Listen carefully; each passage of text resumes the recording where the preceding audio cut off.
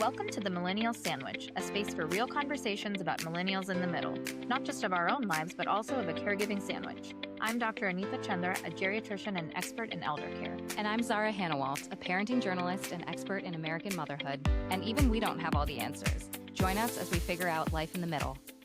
Welcome back, everybody. Today we're talking with Jessica Guthrie, who is a caregiver advocate, speaker, and writer. Jessica's mom was diagnosed with Alzheimer's when Jessica was just 26 years old. And since then, she's become a leading voice for millennial caregivers and kind of pulling back the curtain on the realities of caregiving.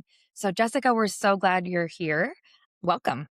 Thanks for having me. It's so good to see you in real life. Yes. Yeah. So we follow your story.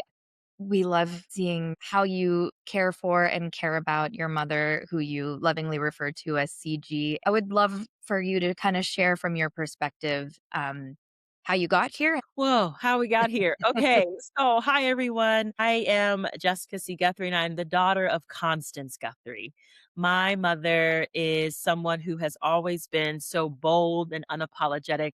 She was a businesswoman, owned her own hair salon, and then gave all that up to raise me in suburban Virginia. I was her 39-year-old surprise. She thought she had the flu, I was not the flu. And so I start there because my mom has always, we've been two peas in a pod. She was a single mom.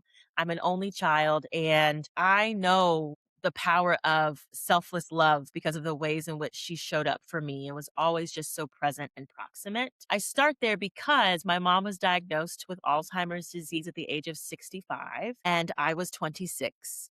I was living my life in Dallas, Texas, working in nonprofit leadership, and my mom was an educator in suburban Virginia. And the moment that we started to notice that things were changing, things were different, and we got this diagnosis, it was an easy yes to say, like, I don't know anything about Alzheimer's disease. I don't know anything about caring for someone else, but I will figure it out. And I will do whatever it takes to preserve her dignity and honor her and respect her. And because that's how my mother raised me and how she poured into me. And so it only felt right to do the same thing for her. And I've been here ever since. We're now in year almost 12 of this caregiving journey as she has been thriving in the best way possible. So that's the headline. Those are the headlines, the overview. How has the caregiving role evolved for you throughout her diagnosis and the progression of her disease? Such a great question. I think a lot of folks, when they think of Alzheimer's disease, think a lot about like the short-term memory loss, right? The repetition of questions and potentially like losing things. And that's a part of it. And so at the beginning of navigating this, I was a long distance caregiver. So I was traveling back and forth between Dallas, Texas and Virginia. And I was coming home at first like once a month. And when I would come home, I would prep about 40 and 50 meals to put those in the freezer. We would organize doctor's appointments and make sure she would make her appointments on time. I'd pick up prescriptions and then organize her medicine, morning and evening meds. I would clean the house and look for all the places she had hidden random things like banana peels in the closet. And then I would set up all these routines. So engagement books, dot to dot books, number counting, like all the things to keep her quote unquote busy, right? And engaged. And that was our story for the first couple of years. I would fly home, set up systems and routines, clean things, meal prep, appointments. She was still very independent in the sense that she could live on her own, follow directions, follow like things that I would tell her on the phone.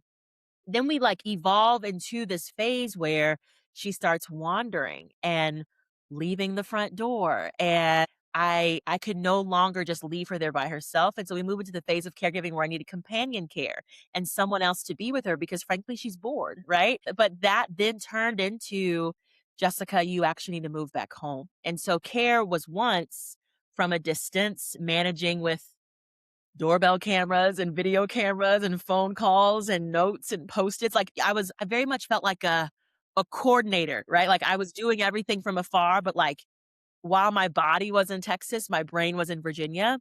And then caregiving then evolved to me being back home in my childhood bedroom, helping my mom because she needed me to be here.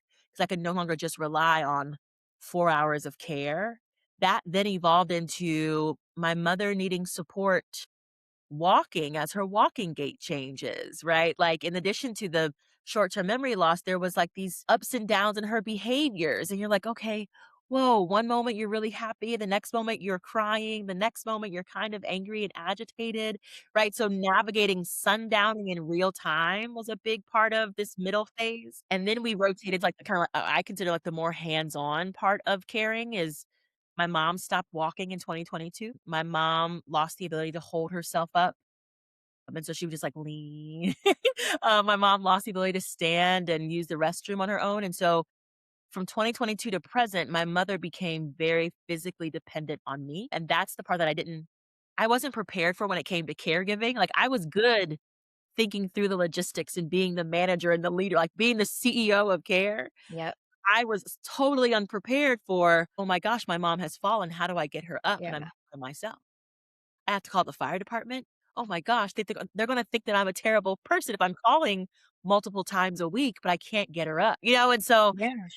anyway, this has gotten long-winded, but the point is that my care has changed from being someone who could, like, organize and set things up to now being very much hands-on. I'm at the point now where I feed her every bite of food, I give her every sip of water, I am her literal lifeline. I change her, I rotate her in the bed, everything happens in and around the bed now, which is very different from 12 years ago.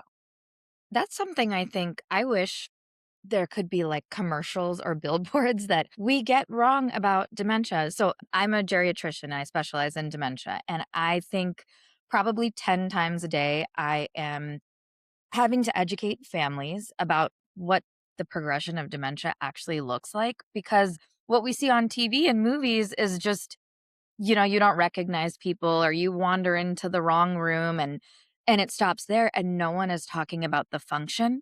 So it's often a surprise for families when their loved one, starts falling like you said or isn't able to change or bathe themselves. And as clinicians and dementia experts, we know, well, yeah, that's the progression of the disease. But if you don't know that about your loved one and you're seeing that can be so scary. So I'm just so thankful that you're spreading the word that that is what we look for when we look for advancing disease. And just the piece of being long distance, people ask all the time, what can I do from far away? And it's easy for me to give tips as a doctor and just say like, oh, you should have eyes on the ground and you should kind of learn about their routine. I would love to hear from you. What actually gave you the clues that you needed to be closer? What helped being far away since you've been through it? I would love to hear your perspective on that. Yeah. So I do think that small things first. I had a doorbell camera first, so I could always see my mom at least on the outside. And then I eventually, those things are not cheap, but I got more cameras so I could see my mom in the house. My mom could also in the early years being a long distance caregiver, my mom could still pick up the phone and, like, follow things, and so I had a routine of calling we were on the phone all the time, but I had a set schedule of 3 times a day, and those 3 times were connected to her schedule. So in the morning, it was like, "Let's get you up, let's get breakfast, let's do meds, afternoon, lunch," right? And so as someone who's an educator, I think teachers have a leg up when it comes to caring for people from afar because all you know is systems. But I think the tip that I would share is getting a schedule or a routine that allows you to have touch points with your person throughout the day is step one. Like, create some sense of predictability. That way, you know what to expect, they know what to expect, and you kind of help in the chaos of everything else in between. So have a schedule with some routines. That could be calling, that could be checking on the cameras, whatever it might be. I think the second thing is what you mentioned is you need to have an on the ground support team that is like your first call, whether that's a neighbor or a family friend or church friend. I am so grateful for the ladies at church who picked my mom up for choir rehearsal or took her to the pharmacy because I'm an only child. I didn't have any siblings or other family close by that I really had to lean on as like extensions of Jessica. Yeah. And that was so important. I think the third thing is like people need to know that you're a long distance caregiver because a lot of the stress is actually managing how people think your person is being cared for or not. When it's actually like, no, I know everything that's happening in that. Yeah. in that house. I'm just not there. But people need to know, yes, I'm gone. I'm in such and such place for X number of weeks. Here are the supports in place, but also the pharmacy, the doctor, right? Your neighbors, all your emergency contacts need to know your scenario so that they don't think that you're abandoning or not caring for your person. That matters a lot. And then I think the last thing, honestly, is part of being a long distance caregiver or even just helping from a distance is releasing control. And so you're not going to be able to do everything, right? That's why you have a team of people. But then also, like, you've got to give yourself some grace because things are going to happen that you might not know about or that might be really hard for you to process. But like, you have to trust that you have put everything else in place. And if something does happen, it's not your fault. It is okay. We will get through this. And I think some of the emotions of that, we don't talk about enough either. Were you the one who started noticing signs of dementia in your mom? And then were you the one who advocated for her to go and get a diagnosis? Such a great question. I find myself to be really fortunate here. So my mom had a real had past tense because that's a whole different topic about relationships. My mom and her brother are really close, and they would talk on the phone multiple times a day. My uncle is a physician, and she would go and visit him every summer during her summer breaks from school. And it was during those trips, he would be like, Jessica, your mom is acting a little strange. Your mom was like wandering around the parking lot when we were like clearly in the car, or, she was repeating herself. And I was like, really? Because I wasn't always there. And he was like, yeah, I'm kind of concerned. And it was a summer she was in Chicago visiting him. They went and did like a basic evaluation at Rush Memory Clinic. And so I got like a basic write up, and they were like, well, based on our conversation with your mom, these are the things we noticed. And it gave me information to be able to ask stronger questions of her primary care physician, but also gave me insight into like what I could be looking for. And as soon as I had the insight, I was like, oh my gosh, she is repeating herself. Oh my goodness, she's losing. My mom was so routined. She put everything in the same place all the time. And so she couldn't find her bag for work. She couldn't find her keys. And so now I'm on like high alert because I have insight enough to know. And I'm so grateful for my uncle to have made that first step because that then gave me enough awareness to set up a primary care physician appointment. Then I said, can you please give me some references to local neurologists? And that very much started the whole process. Did your mom push back at all on some of these things, like going to the doctor, or even when you were talking about the schedule or cameras? What did she kind of push back? No, not really. And I think that this is where our relationship comes in because she knew that I was never going to do any harm or like do wrong by her. And I wouldn't be like, it's because you have Alzheimer's. No, Right. it's like I got to make sure I can see what's happening so I can better support you. So this is for your safety. And she's like, oh, okay, okay. Or when I was labeling, and they're still in the kitchen. Every single cabinet has a label, right? And she's like, "Why are you doing this?" And then I was like, "It's so that you can actually put things away when you wash the dishes." Oh, okay, that's helpful. Thank you. You know what I mean? And so I always played into how is this going to make things easier for you or ease some of the stress that I know that you're having? And that allowed her to like easily say yes to all the things. We talk a lot about how women take on more caregiving responsibility, but I'm curious, especially from you, Anita, are women typically more proactive as patients too?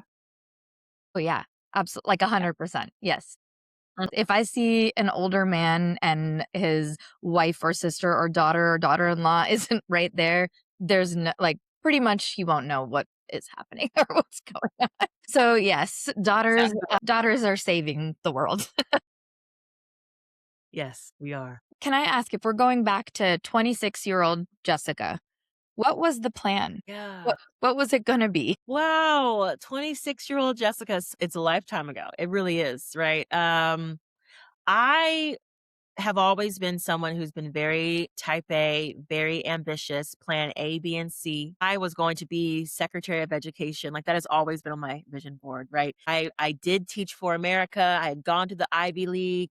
I joined Teach for America staff. I was going to be executive by 30, grad school, right? Like I all I saw for Jessica was like achievement, achievement, achievement. Like I'm going to be leader of whatever, right, by this milestone. And I'm going to be paid six plus figures. I'm going to be Dr. Guthrie by 40.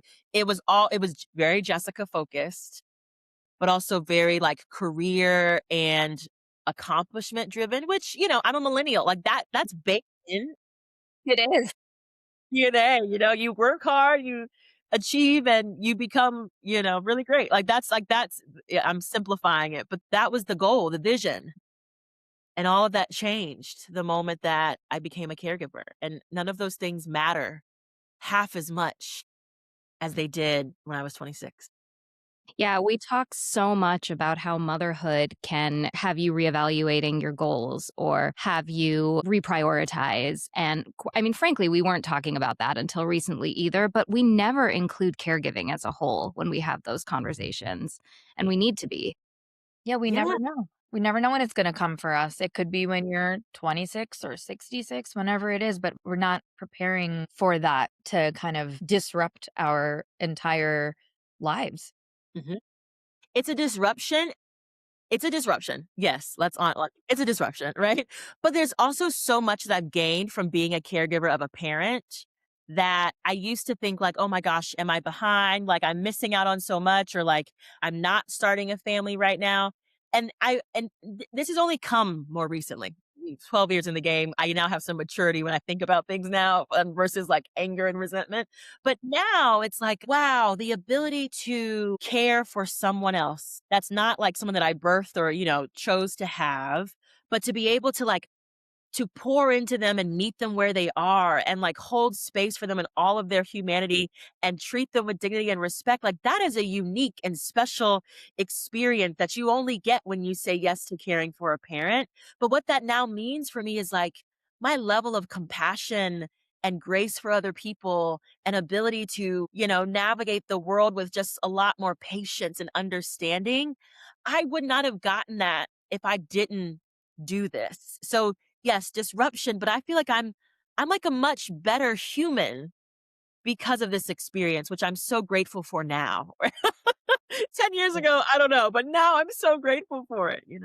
That's beautiful. Yeah, I always tell my patients when I see that they have an adult child at bedside or just in their lives that that means they did something right, right? Not everybody has that. So, one, your mom is so lucky to have you, and it sounds like you're really lucky to have her as well. You mentioned earlier that it was a no-brainer for you to take care of her in whatever way she needed because of how she was with you. And as a mom, I kinda wanna know what is that? What did she give to you that made you feel like, "Yeah, of course I'm gonna do this for her?" Mm, yeah. Side note, I also recognize that I not everyone has a great relationship with their parent, right? And there's so many folks who are choosing to care in a relationship where their parent did not treat them well. And that in itself is just so noble to still show up for them. And so I acknowledge that I'm speaking from a very privileged space of having this relationship and also acknowledge that like that's not the reality for so many people too. But for my mom, gosh, there's this through line of like presence, right? And my mom has always been there. And when I think about it now, it's like she was a very successful salon owner, yet I ran that shop when I was a kid. I was like the hostess with the mostest, right? And I learned the power of like relationships and seeing my mom working really hard, but my mom was always there. My mom cared about being present for me so much that she sold her business and like built a home in suburban Virginia. She got a job at the local school district so that she would have the same days off and holidays that I had as a kid going to the same school district. The power of, my mom saying, we're going to put you in all these activities. And CG was not a driver, but she drove me to every recital, every rehearsal, every practice. She was there, first one there, right? Parked right up front, right? Or the first in the front row. When I was in the gifted and talented program, when I was up late procrastinating on projects, who was up at 2 a.m. with me? My mom. When it was time for me to practice speeches or competition speeches, I would call her, and she would walk me through my speeches or like get up and do my hair. I say all this to say my mom has always made a way to be there. And there's something about the power of like presence and proximity that I took from that. And I think that when I think now about how I'm choosing to care for her, it's from a place of being present and being proximate, because literally every step of the way, that's what my mom modeled for me. So that's what she did right. I think there's the other piece around sacrifice of being willing to ask for help and accept it, right? Being willing to, go without to make sure that I had money for X, Y, or Z camp or enrichment activity. There's just something about the level of selflessness as a parent that I not only I didn't just like experience it, but I know that it came from a place of wanting to make sure that Jessica was the best I could be. She might have only had like a high school education, a vocational career, but Jessica was gonna be great. It's like, yeah, that's what she did. She really invested in me and believed that I was so much bigger than whatever I thought I could be, you know? Yeah. Amazing. But also you recognized all of that, right? And not everybody can do that. Not everybody can truly look at the full scope of how someone has cared for them. So, good for you. I mean, good for you for really being able to recognize everything she gave you. Yeah. I'm so grateful. Yeah. Mhm. How did your friends understand what your life looked like? Did that change your friendships when you had to move back home? Yeah. I'm in this season now, probably because we're getting to the end, or I'm really just thinking about like what is friendship?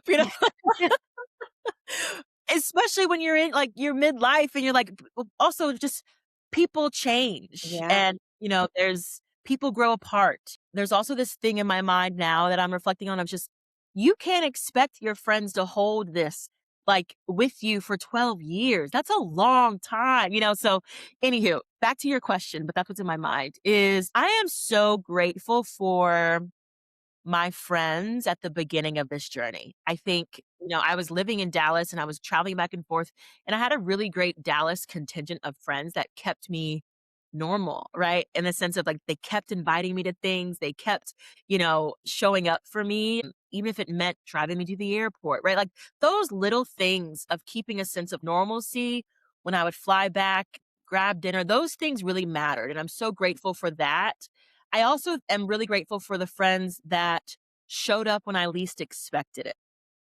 It's the people that I wasn't really close to, but they were the ones that were like, "What can we do for you? How can we support you?" And that looked like groceries, Amazon wish lists. That looked like, "I know that you're traveling. I could pick up this thing at work for you." So there was always this, especially in the early years, this sense of how do we help just make Jessica feel seen and affirmed and know that we got her. And I think, even in the transition back home, no one really knew how hard. No one, that's the thing too for most caregivers, I feel, but like no one really knows how crazy and hard it's getting. And I'm so grateful for the few friends that like saw me and checked in on me when things got really quiet on my end. I think a lot of friendships shifted when I was no longer reciprocating or like reaching back out or checking in. Gosh, I really wanted to, but I only had capacity for Jessica, or I needed to sleep. And so I've lost friends along the way because they just fizzled out. And I think I'm now in a season of creating new friendships. And what does that look like when I've been a caregiver for so long and my only conversation is really about like consulting or caregiving? Like I'm not that fun, like so that's now a season for me right now is like, how do you make new friends after you've been in this position for so long? I rambled there. Friendships are strange is the answer. Yeah. Friendships are hard when you're a caregiver. And you Yeah. just don't know what's gonna strain a friendship, right? And, like, there just aren't that many millennial caregivers, and even on the other side of the when you find yourself having more time and wanting to reconnect with people, they may still have no idea what it is to be a caregiver or to have a sick family member or to grieve, all of the things, and it might be a totally different kind of friend that you're looking for. Yeah, that's it. That's so it. I also think that because I've always been the strong person, the leader, the person who steps up, does the thing, it's like, "Oh, but Jessica's got it. We don't wanna bother her." And I think Yeah, that's love really that. common of like, "Oh, well, if I were her, I wouldn't want X, Y, or Z, so I'm not gonna reach out." But it's like, "Oh my gosh." I would love a text message, like send a voice note and I will respond if I can. It's the assumption when you are someone, especially when you're like the oldest or the only daughter, like you got it together. But it's like, oh no, things are crumbling. We're Yeah. drowning. And like you look at social media and you're like, oh, they're doing fine. You're like, that doesn't mean you're checking on your friend if you're just like liking their posts. Yes. Yes. Yeah. Well, also, I love that you said that people were asking you what they could do because I think now there's this narrative that we should never do that, right? Like if you have to ask, I don't want to put the mental energy towards telling you what I need, but sometimes that's better than nothing. And I feel like there's so many narratives out there right now that are almost making people like tiptoe around their friendships and their relationships that if you don't know how to help, I think it's okay to say, what can I do? Yes, I would rather you say, I don't know what to do, but I'm letting you know that I have capacity to help you because otherwise, stressed out Jessica is going to make a whole bunch of assumptions about the Mhm. kind of you are. You know what I mean? Like, or be really resentful that you Hmm. didn't show up for me. You know what I mean? Because I would do the same for you. So yeah, that narrative, it needs to go away. I think that like we've put so much of what people should and could or shouldn't do, and it's just like we're human. We don't have all the right language. We're not perfect. But deep down in our hearts, we want to show up for you. And it's okay if I don't have the language, but I'm letting you know, right? And you might not know what you need, but now you know that I'm being genuine and saying I have the capacity. And you, friend, have to follow through. Just Yeah. don't say Mhm. it. But if you genuinely have it, loop back in a week and say, have you thought about it? I'm still here. That would be so much better for And folks. Hmm. accepting the help.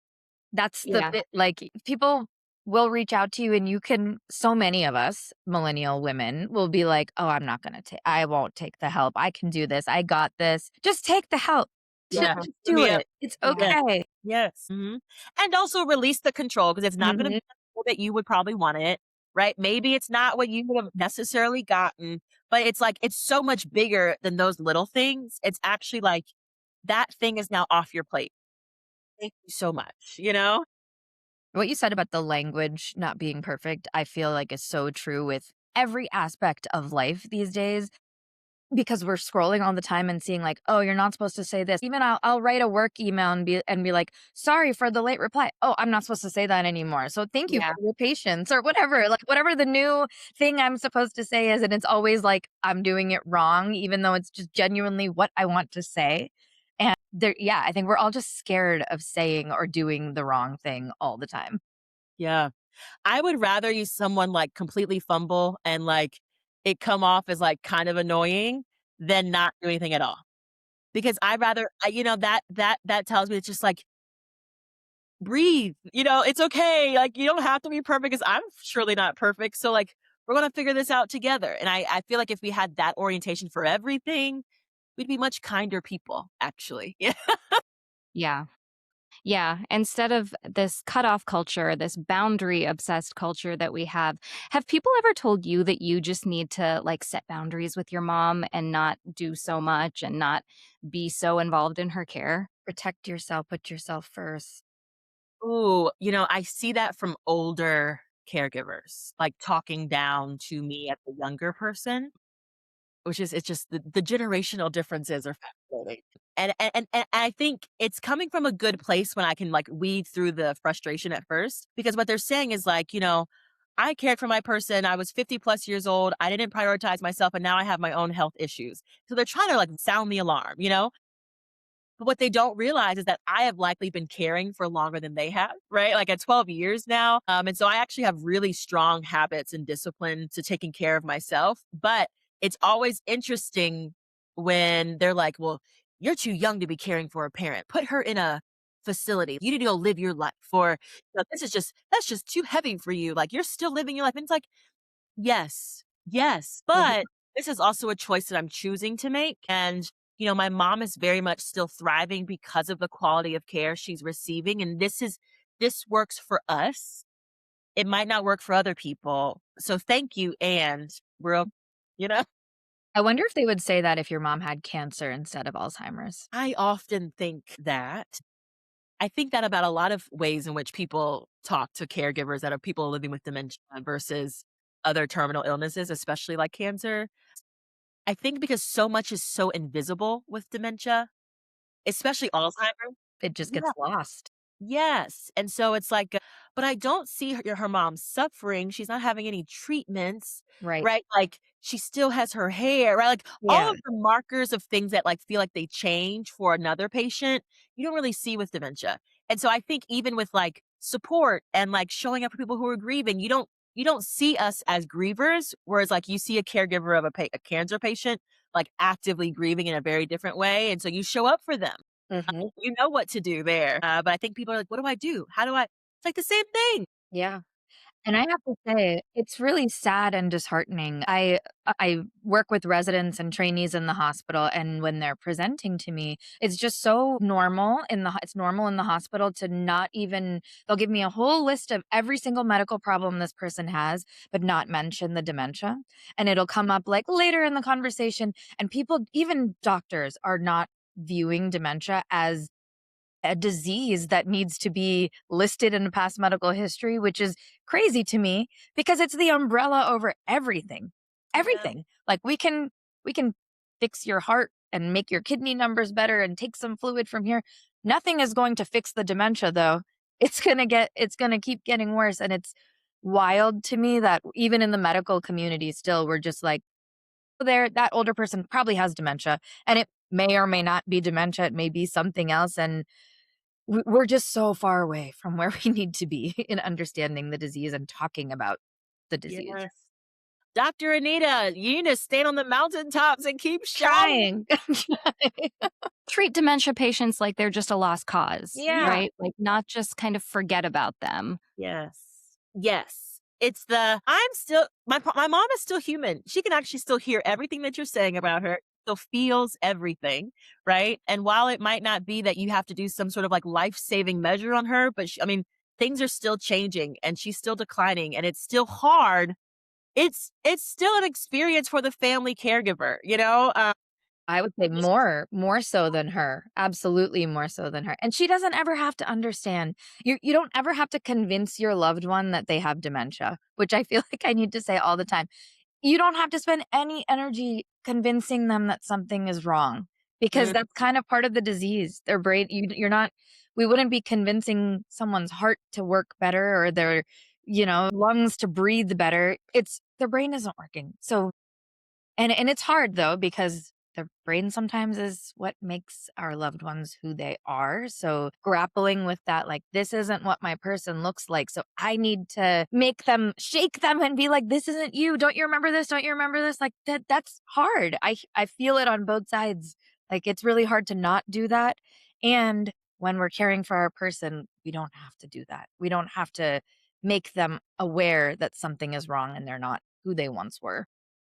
that's good. Yeah. Bottle that up. Say that more. Yeah. I would love to know what did doctors tell you or didn't tell you that you wish you knew? That's good. I really loved our neurologist before he retired. And the only reason I loved him is because he actually saw me as a human that was trying my very best as my mom's caregiver. Right. So he would always ask me, like, how are you? How's Texas? Like, and he would always affirm, like, you're doing such a good job, Jessica. And it's like such simple things, but Yeah, the made bare that minimum that we relationship. should all be doing. Yeah. Because I wasn't getting that from any other medical professional, even my mom's PCP. But so anyway, while he was great relational wise, I wish in the land of Alzheimer's disease, he would have said, so let me tell you where you're going or where this is headed, at least just to understand. And I know some people like, don't tell me, like, I, as a planner, I need to know so I can make some adjustments, and it would have been helpful to know, like, hey, midway through, your mom actually might have some shifts in her mobility, right? Like, and let's talk about the physical changes you might experience. And so I just wish he would have given me like an overview of what to expect. But at the same time, we did start on medications early, and he was really clear about articulating how it was going to be helpful and or harmful or like what we should be noticing. So that was helpful, like being clear not beating around the bush, telling me directly in the moment, that was really great. But I wish I knew what was coming. That's the Yeah. biggest. I'm a big fan of pulling up the fast scale at at diagnosis, because how would you know what to look? How do you know? How do you know if you don't know? You don't know. And honestly, if I didn't have a social media presence in 2022 to be like, my mom is doing this, what's happening? And like literal people who are SLPs and OTs online being like, oh, this is what's happening.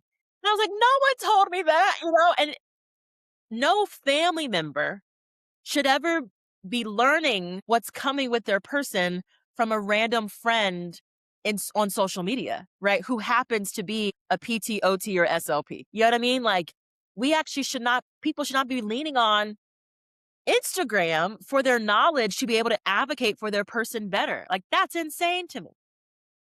But that's really what it comes down to. Jessica, do you ever talk to physicians, and do you do talks for medical people to hear this? Because you Yeah. should. They need to hear more of our voices of people who are in it. And so I haven't been booked to speak at hospitals yet, but I would love to because I feel like that's the gap of like, do you know the family caregiver experience the moment that you send them away or like the moment that you give a diagnosis? Like, let me help bring this to life because I think that would shift how people show up for people in their appointments and things like that. Yeah. I saw that you shared something on social media about being the only Black woman in a lot of spaces, and we're all three women of color in the care conversation, and we're underrepresented in this conversation. And I would love to hear how that has affected your journey as a caregiver and also your mom's journey as a patient. Ooh, that's such a loaded question. It's so good. No. Yeah. Why did I post that? I talk about that often, and I'll tell you why. It's because when I started this journey in 2014, I did not see other young Black folks talking about caregiving, let alone forms of dementia. And my only understanding of Alzheimer's was from Grey's Anatomy, right? Meredith's mom, like because no one's talking about it. And I would go, people would be like, well, have you connected to your local Alzheimer's association? It's like, okay, cool. So I went and like got all my paperwork and then, here's our support group. You go to support group, you realize, oh, this is all middle age and above older white people who are at the cusp of retiring to support their family member, white picket fence, and I'm like, oh my gosh, I have to still work. Like I don't live with my mom. And so I don't even see people my age or my race in this space. I don't belong here. Right. And so for so long at the beginning, it was like, I don't see myself. So is this a thing that I should be focusing on? Am I like the only one? And so that's why I started sharing so publicly because I was like, I can't be the only one, right? And the moment that I started sharing on social media, it opened up the doors to like thousands of women of color from around the world that are navigating forms of dementia, but especially Alzheimer's disease, that are having really similar experiences to me. And I was like, holy moly, like, why don't we know each other? So, anyway, I share that because when it comes to navigating Alzheimer's disease, if you're not careful in our current society in 2026, you would think that this disease is like an old white person's disease. When we know that the data tells us that the Black community is disproportionately impacted by Alzheimer's disease, yet we're not putting resources, support, illuminating our stories. And so I got stuck on a soapbox. But the point that I really want to make is we have to, if we want to talk thoughtfully about supporting caregivers and supporting communities, it cannot be a homogenous conversation.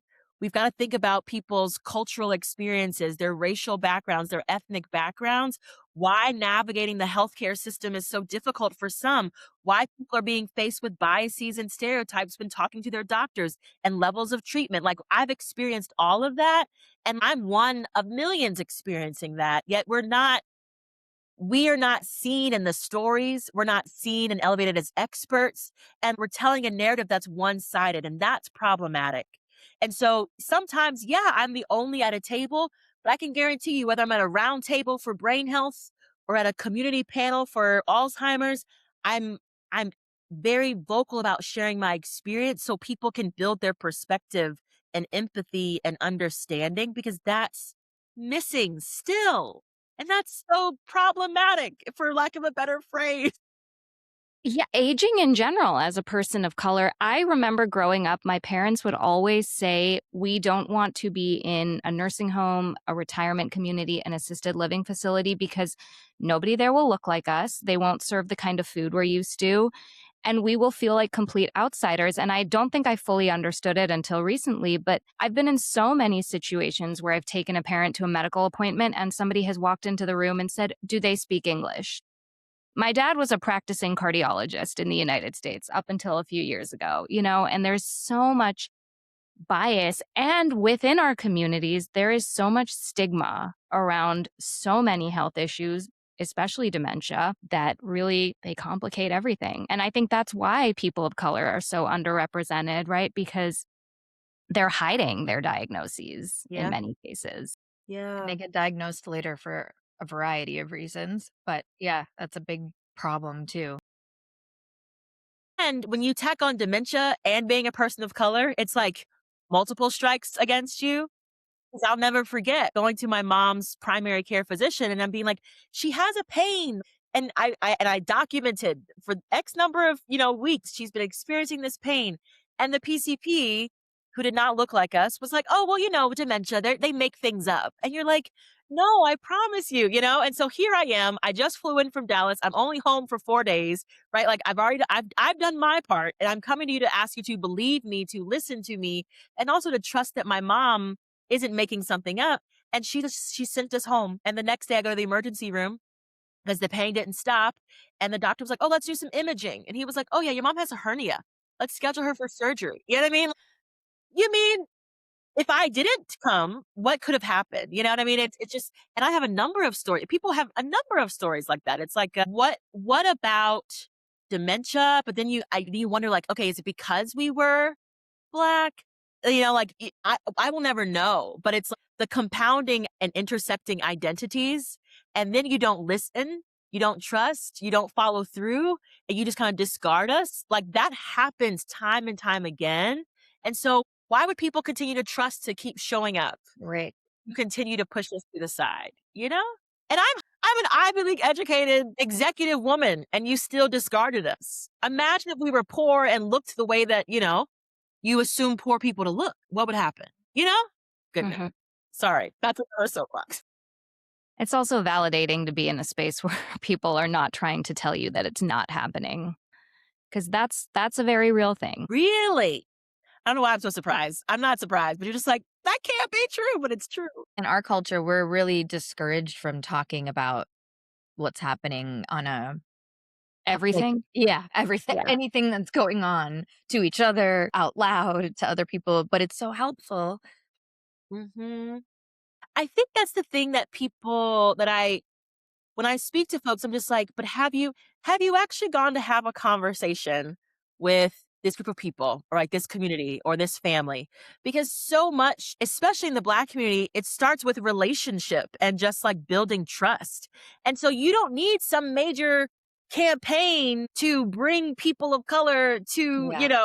to whatever you want them to. It's actually just like, have you gone to say hello? Have you gone to like build connections? Have you sent people that look like them into said community to understand that you're not a threat in your clinical trial or in your, whatever it is? And I feel like white people or people in power have overcomplicated in their minds what it looks like to build coalitions and relationships that then instead of doing it, they just don't do it at all. But it's like, that's wild. It's so simple, the solution actually. If you could go back and talk to yourself the week your mom was diagnosed, what would you say to yourself? I would say you have a lot more time than you realize. I could have never imagined 12 years, let alone 5. But you have a lot more time. And because you have time, slow down and enjoy the moments with your mom. Enjoy the moments, make new memories for you and for her. You don't have to be so intense in setting up systems and structures. I would also tell her to take time away from your job sooner. You didn't have to burn the candle at both ends, or you don't have to burn the candle at both ends, Jessica. Take time away. Be more selfish here. What are some things you do for yourself? Ooh, great question. So I just started reformer Pilates, which is like so hard, but it's a new challenge, and I think that that kind of is an example of how I think about doing things for myself. It's like, how can I challenge my brain or my body in a new way? And Pilates is the new thing right now. I'm also a fitness instructor at the local YMCA, so I dance it out. It's like a hip hop based dance class twice a week with the ladies, which is just so much fun, and allows me to teach and do something that's not about caregiving, but just about bringing joy through movement. I am a huge WNBA fan, and so I love going to basketball games and watching games. It's something that my mom and I did when she was still able to go, and so it's a piece of honoring her, but also decompression for me. The free stuff is like literally going for a walk. 20 minutes will do wonders. I get up early and sit on the porch and listen to the birds and drink my morning tea or have breakfast. I love a good Netflix binge. Okay. So it's a mix of easy, low lift things, but also like really disciplined, like routines in my schedule that I focus on. And I'm really dogged about not missing the things for Jessica. Hmm. We talk a lot about how it's kind of difficult to plan vacations, be on vacation, just not knowing what's going to happen or worrying about what's happening at home. How do you deal with that? Woo! Yeah, that was a deep sigh of I've learned some hard lessons and some things have happened, I think the first is, like, you have to listen to your instinct and, like, trust your gut, and every time when I did not listen to myself is when something bad happened. And so I don't say that to scare people, but, like, that's only been twice in the 12 years. Every other time I've been able to set up systems and routines and hire people to be here so that I can be completely off. And I think that I'm a huge advocate of, like, you it is going to take work and money on the front end, but if you spend the time prepping and you have the right people in your corner, you should absolutely put that phone on do not disturb and don't feel any, like, feeling about it, you know what I mean? And and I said this before, is like, as long as you've done what you can to set people up, to train people properly, to give them what they need, you can't control if something does happen, and you can't beat yourself up because it might have happened whether you were there or not. So, that's always my philosophy, and then the part 2 is listen to your instinct. If your instinct is saying you need to stay, you should listen to it. Because the time that I didn't, my mom fell with the caregiver because they sent an ill-equipped person who didn't know my mom. Had to call the fire department. House was disheveled. It was awful. And then the other time was when, gosh, my mom was basically kidnapped by a caregiver. Like kidnapped meaning taken away from the home. I didn't know where they were for multiple hours. She was obviously brought back, but I wasn't here. I was in Texas. And then a different trip. I was in Mexico and the caregiver didn't show up. And I was like, oh no. And I called the agency, we didn't have a backup. So, like, those moments don't happen all the time, but you need to be prepared for them. At the same time, right, like, things are gonna happen and you're not gonna have any control over it, but you have control over how you react, and the emergency numbers in your phone and your village around you is who you lean on. We talk about the mental load of other things all the time, but this is the stuff no one thinks about. No one you just said so many things that I'm sure nobody thinks about, like, that you had to plan and think about so many contingencies and plan B, C, D in case something happens just to go on a vacation. That's no one's thinking about that. Yes. The amount of thinking for to prepare and then to be gone, and then the post vacation And is catching up also to a yeah, whole set of yeah. yep. Yep. Yeah, it's a lot. And you're Yeah. doing amazing. Thank I'm you, sure thank you know that, but it never hurts to it never hurts love to to hear. hear it. Affirmations matter, yes. Yeah.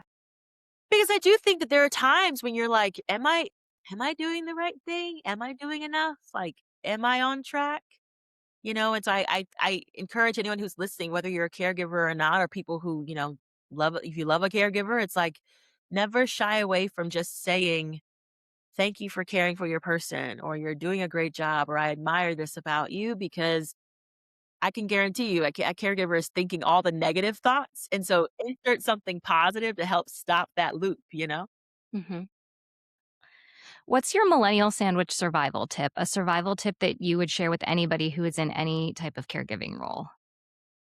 Ooh, survival tip. Yeah, put your oxygen mask on first. I think I was conditioned, and we all were in a sense in our generation to like, by any means necessary, do whatever it takes to make something better, to achieve, to help. And that when you translate to caregiving of any sort, you end up self-sacrificing so much that you end up dwindling away. And I think putting your oxygen mask on first will allow you to be able to show up well for whomever you're caring for. And that oxygen mask could literally be like, who is my village? Who is around me? What financial supports do I need? What do I need to say no to? What do I need to say yes to? Really focus on yourself first. That's a survival tip. Mhm. And I have to say, I think you're already doing so much and going through so much, and it's amazing that you have taken the time and effort to share your experience with the world, and you're helping so many people. I just wanna say thank you. Oh, thank you. It's been a journey, and I'm grateful for the community that I've gotten from sharing. So it's almost like mutual in the sense of like I Yeah. feel so seen and connected, and then people feel so seen and connected because I share. And I'm so grateful. So thank you for seeing that. Yeah. Thanks for chatting with us. Thank you all so much. I Thank appreciate it. This was a great conversation. you. Thank you for listening to the Millennial Sandwich. Don't forget to like, subscribe, give us a rating, and connect with us on social media.